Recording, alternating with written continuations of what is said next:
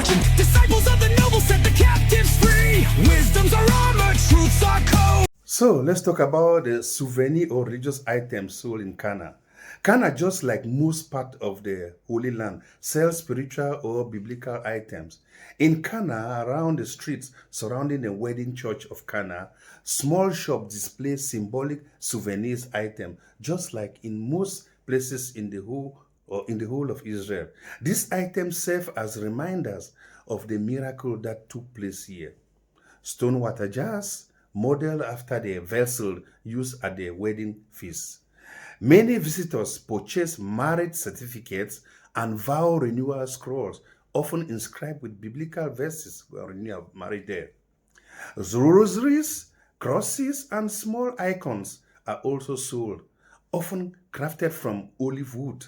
The majority of souvenir sellers near the wedding church are local Arab Christians and non-Christians, often from families that have lived in the village for generations. For many of them, selling religious items is the only livelihood, that is, the only means of having money. Some sellers are connected to the local church, while some are just individual business people with no connection to the local church. They just buy and sell for profit. So the selling of souvenir or spiritual item is for welcoming the visitors to sacred sites. For some sellers, the souvenir represent faith shared through work, but to the majority who are non-Christian, it's just a means and only way of making money or livelihood. Pilgrimage tourism is the main source of income in Cana, just like in Nazareth, Bethlehem, Jerusalem, and most of the places in Israel. Some sellers view their work as a way of support to their families, while others a way to keep Christian presence alive in the Holy Land and a form of witness through hospitality. Others may approach it more practically as a business venture, especially in shops further from the local church. More the further the church, the more atheists sell their things. Even though the items themselves remain rooted in Christian tradition, they don't care about that. In Canada today, the selling of souvenirs reflects both devotional and survival. For example, Christian families, it is a living tradition of faith expressed through craft and welcome for others. It is a necessary trait shaped by pilgrimage and economy. Yet to the pilgrims, the meaning of the object often matters more than the motive behind the sales.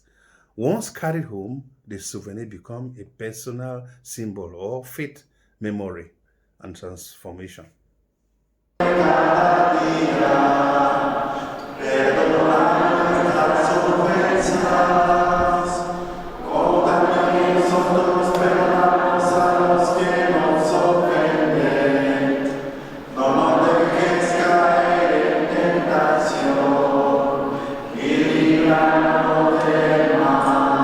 So we're just going out. That was a Latin parish. We are preaching.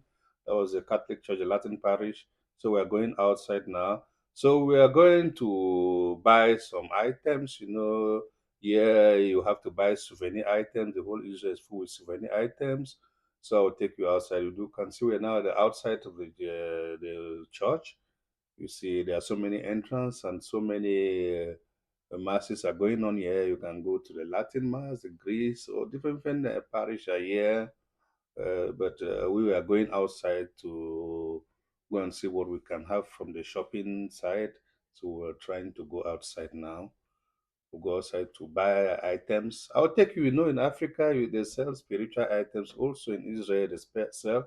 But the problem is that, yeah, the items are not associated with the church. They are just vendors selling their things outside. But in Africa, these items are being sold by churches, by men of God. Is an item. Yeah, you go outside, you can buy from local vendors outside. Some don't even have affiliation to the church, some are not even Christians. You just go outside, so you see the streets of Cana. You just go and walk around, then you see stores, people selling like normal provision stores in Africa. You see any effect in our spiritual life. Even the people here, they know that these things are no more valid, but it's good to just have a view of it.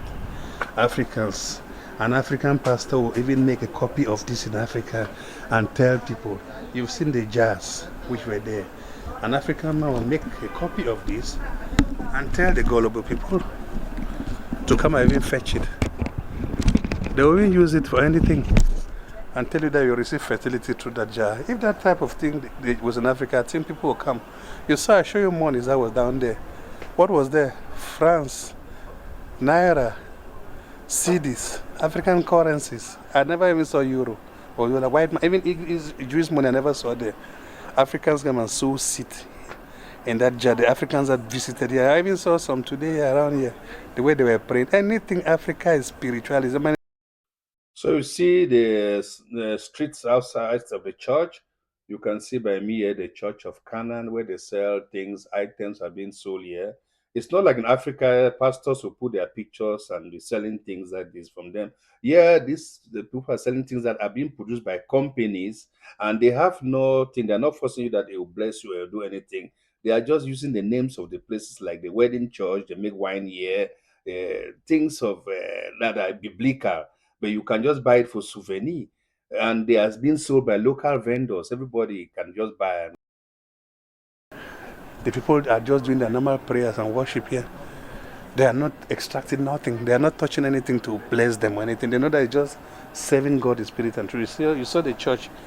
They came to pray. I never even saw people down there that jar. If they go there, they'll just take their photos for their memory. But not that they'll be praying on that jar like that jar have something. Oh, and you see the place was open for everybody.